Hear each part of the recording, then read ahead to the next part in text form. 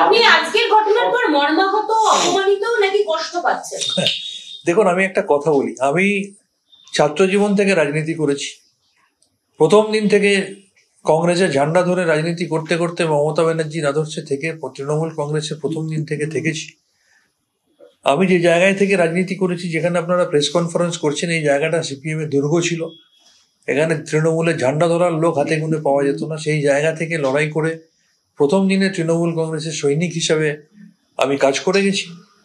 আমি শুনছি কেউ কেউ আমাকে বলছে যে আরজি করের ঘটনায় নাকি আমার কাজকর্ম দল বিরোধী। আমি একটা কথা পরিষ্কার করে আপনাদেরকে ক্লিয়ার করে দিতে চাই, আমি আরজি করের এক্স স্টুডেন্ট, আমার মিসেস আরজি করের এক্স স্টুডেন্ট, আমার কন্যা আরজি করে এখন পাঠরতা।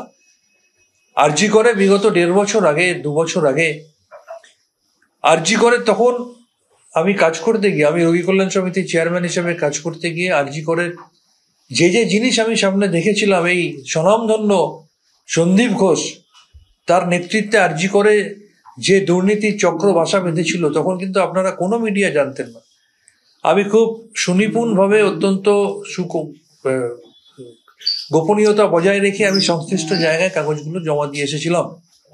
এবং আমি দলের সাংসদ হওয়া সত্ত্বেও, দলের আমি RKS চেয়ারম্যান হওয়া সত্ত্বেও, নেত্রী পাঠানো চেয়ারম্যান হওয়া সত্ত্বেও, সেই সময় আমার ওপর, আমার পরিবারের ওপর এবং আমার একমাত্র কন্যা যে ওখানে পাঠরতা, তার ওপর যে মারাত্মক মানবিক টর্চার হয়েছে, দিনের পর দিন, দিনের পর দিন, দিনের পর দিন, তাকে সোশ্যালি বয়কট করা থেকে শুরু করে, তাকে ফেল করিয়ে দেওয়ার চেষ্টা থেকে শুরু করে, কলেজে গেলে তাকে টন্টিং করা থেকে শুরু করে, রাত 12:15 এই স্বনামধন্য আশিস পান্ডে যে আজকে জেল খাটছে, সে রাত 12:15 ফোন করে আমার মেয়েকে থ্রেট করেছে, ভয় দেখিয়েছে, আমার মেয়েকে ফেল করিয়ে দেওয়ার জন্য এই সন্দীপ ঘোষ খাতা চেয়ে পাঠিয়েছে, যাতে যে অনার্স পেয়েছে তাকে কেটে ফেল করানোর চেষ্টা করা হয়েছে। আমি কিন্তু দলের স্বার্থে একটা কথা কোনোদিন কোনো জায়গায় বলিনি। আমি নির্দিষ্ট কিছু কিছু জায়গায় জানিয়েছিলাম, দলের অভ্যন্তরে জানিয়েছিলাম।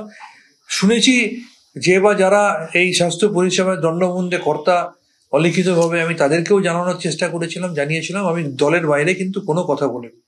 পরবর্তী ক্ষেত্রে আরজি করে যখন এই ধরনের অত্যন্ত দুর্ভাগ্যজনক ঘটনা ঘটে, এই সন্দীপ ঘোষের বকলমে, সন্দীপ ঘোষের উপস্থিতিতে, সেই জায়গায় দাঁড়িয়ে নিশ্চিত করে সন্দীপ ঘোষের আমি বিরোধিতা করেছিলাম।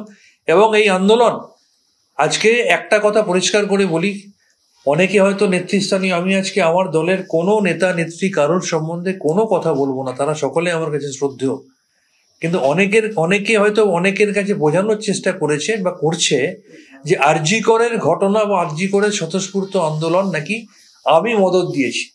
আপনাদেরকে জানিয়ে রাখি, এই আন্দোলনের অনেক জায়গায় আমাকে যেতে দেওয়া হয়নি বা আমি যাইনি আমার গায়ে তৃণমূলের জামা আছে বলে। আরজি করে যেখানে শহীদ মঞ্চ করা হয়েছিল, আমি অন রেকর্ড বলছি, সেখান দিয়ে আমি যখন আরজি করে ঢুকতাম, আমি তখন এক্স স্টুডেন্টসের সেক্রেটারি ছিলাম, আমি তৃণমূল করি বলে আমাকে গো ব্যাক স্লোগান পর্যন্ত দেওয়া হয়েছে, একবার না বারংবার। আমি তৃণমূল কংগ্রেস করতে গিয়ে আমি আমার দলের হয়ে কথা বলে আমি টিভি চ্যানেলে দলকে গার্ড করেছি। আন্দোলনরত চিকিৎসকরা আমি তৃণমূল করি বলে আমাকে গো ব্যাক স্লোগান দিয়েছে, একবার না বারংবার। সেটা আপনাদের কোনো না কোনো টিভি চ্যানেলে নিশ্চয়ই থাকবে আর্কাইভে। অথচ তারপরে বলা হচ্ছে আমি নাকি এই আন্দোলনকে মদদ দিয়েছি। আমার একটাই জানতে ইচ্ছা করছে, এত বড় একটা অন্যায়ের বিরুদ্ধে, যে অন্যায়ের প্রতিবাদ স্বয়ং আমাদের দলনেত্রী থেকে শুরু করে প্রত্যেকে করেছেন, তার বিরুদ্ধে যে স্বতঃস্ফূর্ত আন্দোলন, যে আন্দোলন আমরা দেখেছি, সেই স্বতঃস্ফূর্ত আন্দোলন কোনো একজন ব্যক্তি করাতে পারে? এটা কোনোদিন সম্ভব?